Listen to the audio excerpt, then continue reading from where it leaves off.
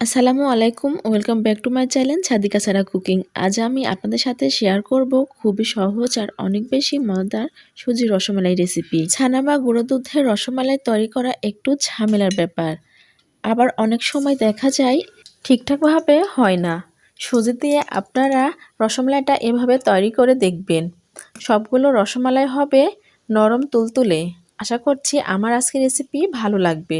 ভালো লাগলে আমার চ্যানেলটিকে সাবস্ক্রাইব করে আমার চ্যানেলের সঙ্গে থাকবেন, আর পাশে থাকা বেল আইকনটি অন করে রাখবেন সবার আগে নোটিফিকেশন পাওয়ার জন্য। চলুন তাহলে দেখে নিই রসমালাইটা কীভাবে তৈরি করব। রসমালাই তৈরি করার জন্য প্রথমে মালাই তৈরি করে নিতে হবে, আর এখানে আমি বাদামি কালার করে মালাইটা তৈরি করে নেব। চুলাতে একটা কড়াই বসিয়ে দিয়েছি, চিনি দিয়ে একটা ক্যারামেল তৈরি করে নেব। দিচ্ছি 3 টেবিল চামচ চিনি। চিনিতে আমি ক্যারামেল তৈরি করব। প্রথমে চিনি দিয়ে নাড়ব না, 30 সেকেন্ডের মতো চিনি এভাবে রেখে নাড়তে হবে। নেড়ে চিনিটাকে গলিয়ে নিতে হবে, আর অনবরত এভাবে নাড়তে হবে। নাড়তে নাড়তে ক্যারামেল তৈরি করতে হবে। নাড়া বন্ধ করলে ক্যারামেলটা পুড়ে যাবে, আর পুড়ে গেলে খেতে তিতা লাগবে, পারফেক্ট ক্যারামেল তৈরি হবে না। এভাবে নাড়াচাড়া করে ক্যারামেলটা তৈরি করে নিতে হবে। আমি ঠিক এভাবে তৈরি করে নিলাম। আমার ক্যারামেলের কালার চলে আসছে। এবার দিচ্ছি দুধ। এখানে আমি 1 লিটার দুধ জাল করে 500 গ্রাম করে নিয়েছি। এবারে ঘন দুধটা আমি ক্যারামেলের মধ্যে ঢেলে দিচ্ছি, আর দুধটা কুসুম গরম। কুসুম গরম দুধ ঢেলে দিলে ক্যারামেলটা সঙ্গে সঙ্গে গলে যাবে। নাড়াচাড়া করে মিশিয়ে নিচ্ছি। এখানে আমি দুধ নিয়েছি গাভীর ফুল ক্রিম। আপনারা চাইলে প্যাকেটের দুধ দিয়েও এই মালাটা তৈরি করে নিতে পারেন। 1 মিনিটের মতো মালাটা জাল করে নিলাম। দিচ্ছি এবার চিনি। এখানে 1 কাপের মতো চিনি দিচ্ছি মালাইটা মিষ্টি করার জন্য। চিনিটা আপনাদের টেস্ট অনুযায়ী আপনারা কম বেশি করে বাড়িয়ে নেবেন। সেই সঙ্গে দিচ্ছি 3টা এলাচ। এখানে আমি আস্ত এলাচ দিচ্ছি।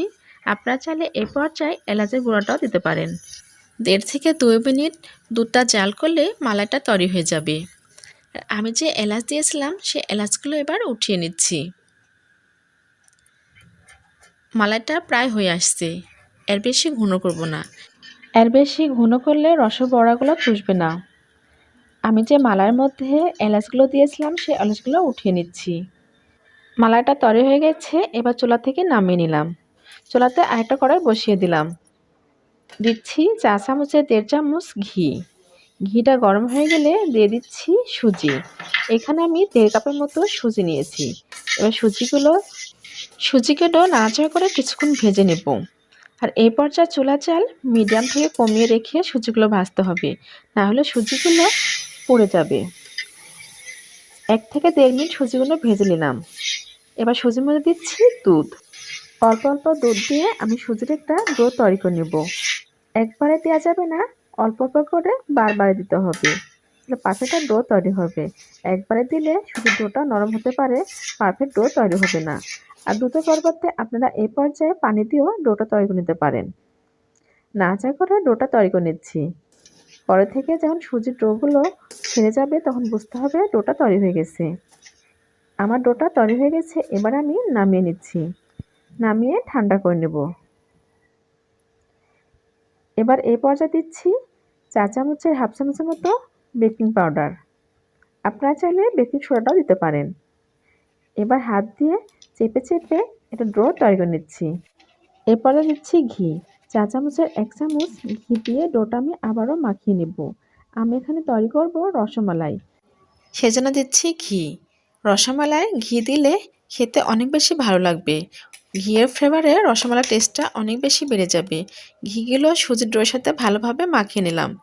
এবার ছোট ছোট লেচি আকারে কেটে নিয়ে 2 হাতের তালুর সাহায্যে আমি গোল করে নিচ্ছি।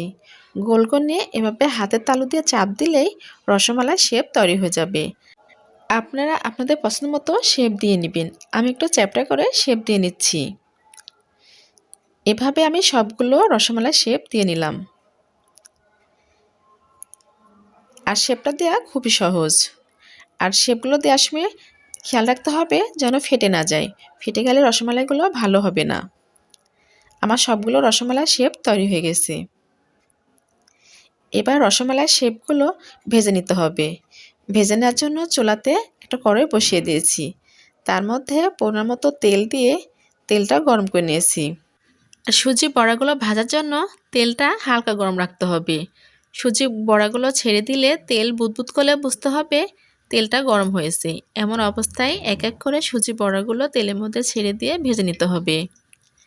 এক পাশে ভাজা হয়ে গেলে উল্টিয়ে অপর পাশেও ভেজে নিতে হবে।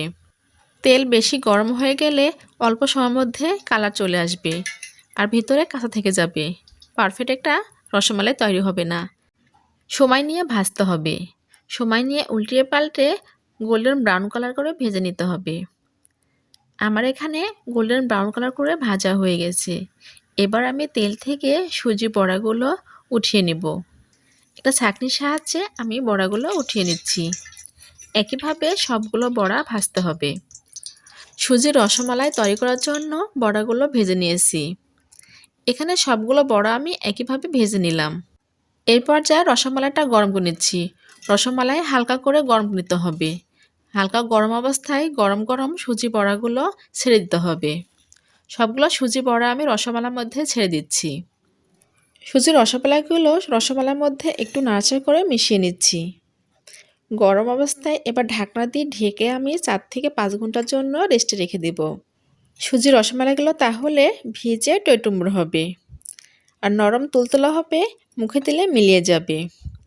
আশা করছি আমার আজকের রেসিপি আপনাদের কাছে ভালো লেগেছে। ভালো লাগলে লাইক, কমেন্ট, শেয়ার এবং সাবস্ক্রাইব করবেন। সাবস্ক্রাইব করে আমার চ্যানেলের সঙ্গে থাকবেন, আমি যেন আপনাদের মাঝে এমন মজার মজার রেসিপি নিয়ে হাজির হতে পারি। আর বাসায় একবার হলেও ট্রাই করে দেখবেন। আর খেতে কেমন লেগেছে আমাকে অবশ্যই কমেন্ট বক্সে কমেন্ট করে জানাবেন। সবাই ভালো থাকবেন, সুস্থ থাকবেন। সুস্বাস্থ্য কামনা করে আজকের মতো বিদায় নিচ্ছি। আবারও হাজির হয়ে যাব নতুন কোনো রেসিপি নিয়ে। আল্লাহ হাফেজ।